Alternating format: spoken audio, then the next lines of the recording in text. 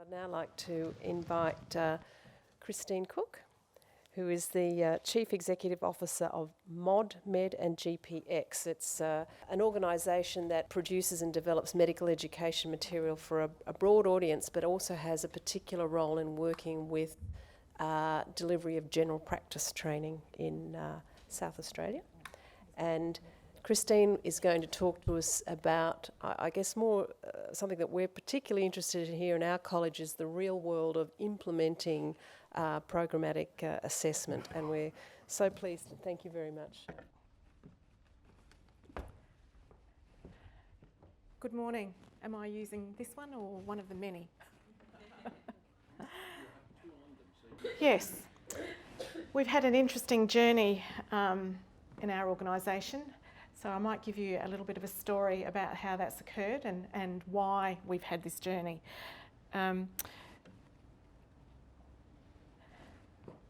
Back in 2013, we had responsibility for training half of the state in South Australia with GP training. At the time, there were 17 fully funded training organisations around the country, and they had been functioning well since around the period 2000. So we'd had 13 years or more of vocational training being delivered, not by the colleges, but through training organisations that were effectively managed by the Commonwealth Government.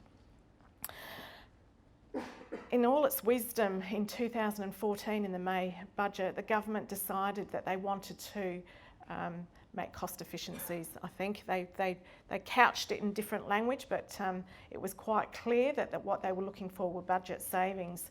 And so in that budget, there were a number of reforms to our sector, one of which was that the number of training organisations would be reduced from 17, and they were looking for a reduction to 11. In actual fact, they made it 9 at the end, but they made a significant reduction. Another thing that they talked very strongly about was that the pot of money that was going to be available for training across the system would be much smaller, but they weren't specific about that because they decided for the first time ever to put this out to an open competitive tender process. So we were being pushed into the world, into a commercial world, all of these not-for-profit organisations, well, all of a sudden faced with the reality of commercial large companies being interested in delivering training outside of perhaps small businesses moving into large corporate businesses. So this was a real shock to our system. It was a shock to the colleges as well, but they weren't in a position to do much at that stage because it hadn't been predicted. Meanwhile, back in South Australia, we were in a particularly difficult position. We had 2 training organisations in the state at the time, and of course, as things happen, these organisations didn't get on particularly well. So there was a lot of competitiveness, a lot of rivalry, and as much as it was my hope and intention of my board to try and have a merger between the 2 organisations because it made absolute sense with such a small state, and why wouldn't we look at doing this together? That was not to be.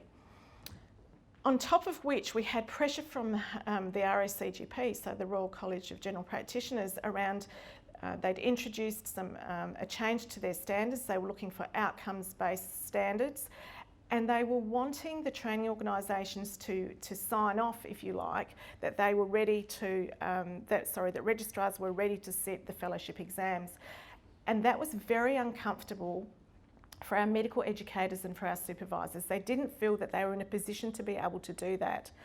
There were lots of bits of paper floating around, there was lots of data around, lots of spreadsheets, very difficult to gather it all together.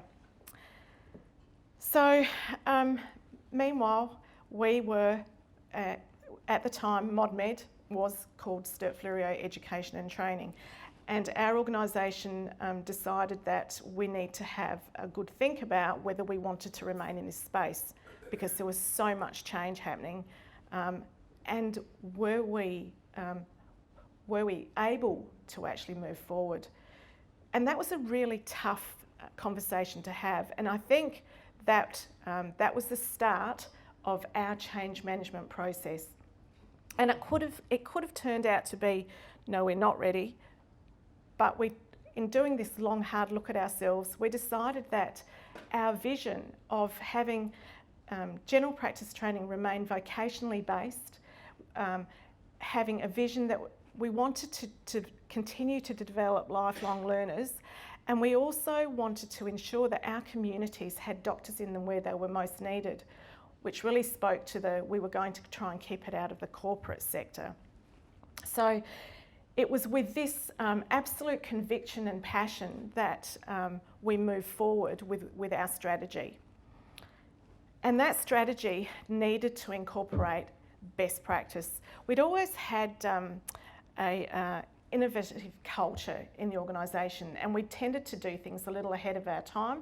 So we were the first, if you like, training organisation to move to an online platform. We had a blend of face-to-face learning, and we were constantly looking at different ways to do things. And we were acknowledged in the sector for doing sort of leading edge education delivery.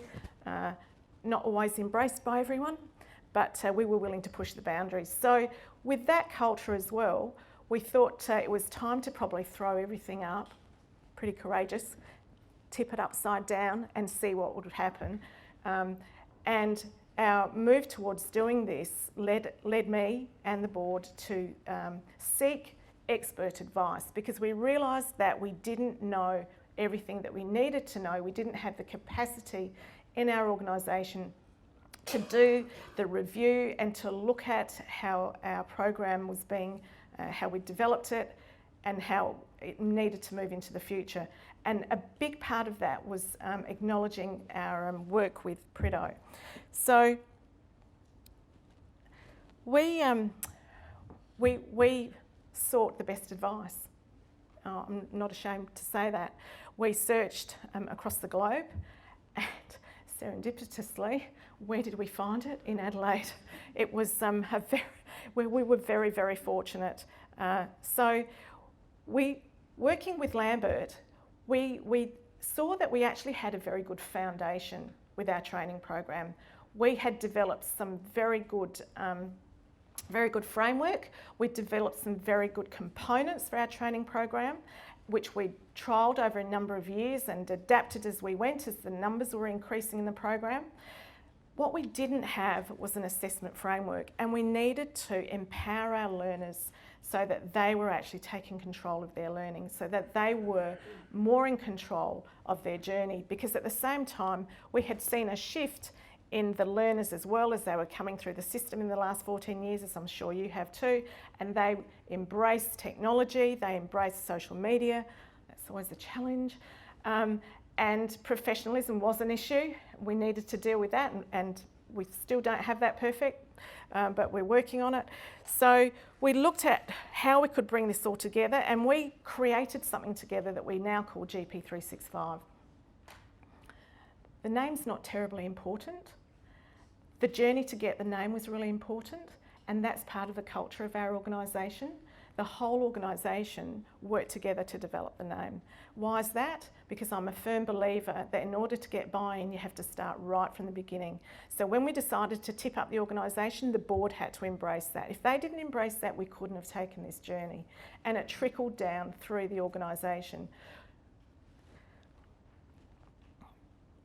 So the components, I don't think this really matters.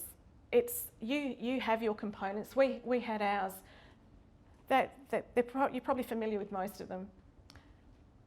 This is what we were looking to develop. So our vision, it was very important to us that our registrars were building life skills. These life skills were going to help them in the workplace as well.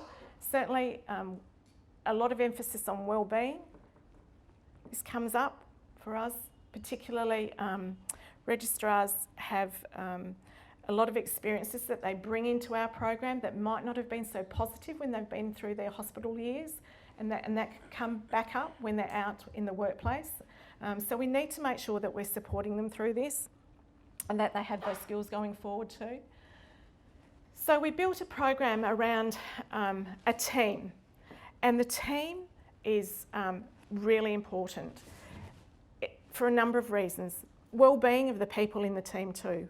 we needed to ensure that there wasn't sole responsibility for a registrar with one person, because that creates a lot of stress as well. And to optimise the supervisor skill set, so the person that the registrar is with when they're in practice, we looked at building a team with the supervisor. So our supervisors, who are mentors, they also have, let me just move forward. They have a role in assessing competency, and you probably saw back in the triangle, we do have entrustable professional activities that we've introduced just recently this year, and that's been a challenge as well, but it's a changing world and we have to keep moving. So the supervisor has a role in our program which is largely monitored and managed online, and also the supervisor has a medical educator who works with them, and they have an administrator who works with them as well to provide them with the support and the feedback that they need of all the data points as they are coming through, which are captured in our online system, so that we can provide the supervisor and the medical educator with a complete picture, which was really hard to do before we had a system to support this. So they enter into the systems themselves and they can see what's happening as the registrar's progressing. And really importantly for me and my executive team, we have a line of sight at all times into what the activity of the registrar is, what the activity of the supervisor is. So not a complete picture, remember the pixelations. I do have good information about the activity of the supervisor or not, and that was very revealing. And I have information about the activity of the medical educator, and that's been very interesting for me from a management perspective, and how do I manage my team and how am I managing their performance, which guess what, that's always been avoided. So our assessment also is very intrinsically very much about words as well. So with Lambert, we've embedded this into the program as we go. It's second nature, it becomes second nature. The program's been active now for 3 years in its current form, and our first year of delivery, where I was certainly anxious, very anxious. After that year, an independent evaluation, which is done regularly by the Commonwealth, was completed, and we had 100% satisfaction rating from the registrars. During the year, we'd had lots of complaints and lots of anguish because it's quite difficult. You know, it's a lot of hard work. And they were shifting the way that they had been learning previously. And we were concerned that, you know, how would that go? Was that going to be sustainable? Would we have to adapt? Because I do believe in being adaptive. What would we have to adapt? So to get this evaluation outcome was very interesting. Mind you, it's only, you know, one. We'll wait to see if there's a coincidence, and hopefully there's a trend. So we do still have some numbers, but we've reduced the amount of numbers that we use because they're not meaningful. In developing the program, we had a team of people working with us, which included registrars, it included supervisors, some of our very long-standing supervisors who I felt might be less keen to change. So they were part of this process. And as we were going through the development, I took it out to the largest supervisor cohort and we would discuss it with them. But I didn't do a lot of the talking. I had their peers, their supervisors who'd been part of the development process, doing the delivery, engaging with them. And that worked well. The registrars, they embraced it. They didn't really know any different. So that wasn't so much of a concern for me, but it's still very important because as the user, their insight is going to drive the outcomes, because if they don't embrace it, then we've wasted our time.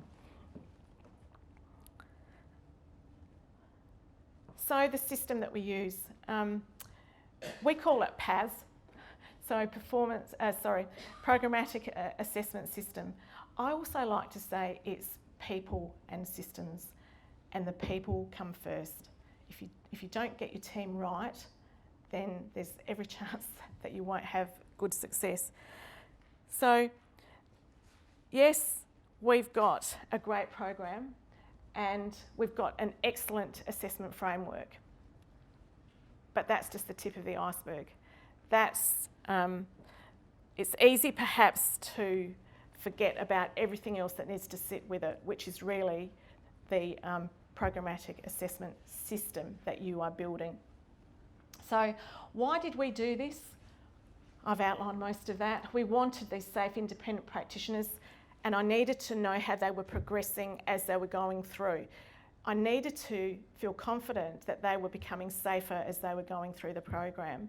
And because of the increasing numbers in the system, so I doubled my business in 11 weeks. I doubled the number of registrars in the program in 11 weeks because we were lucky. Well, we weren't lucky, we did a good job, we won the tender.